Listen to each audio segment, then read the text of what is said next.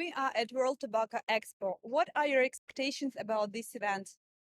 Yeah, I think it's been a successful event because comparing to the last year, the visitors are almost double, and even the number of exhibitors are almost double according to the last year.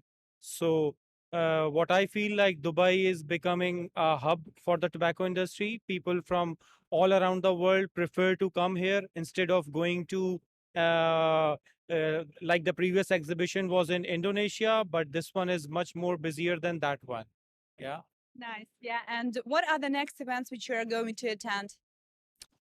What I personally feel that beside this, there is no point of attending the upcoming exhibition, which is like next one is in Kenya.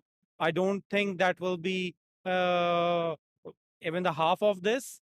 So especially for our company, we will be looking forward to have next year same exhibition in November 2023.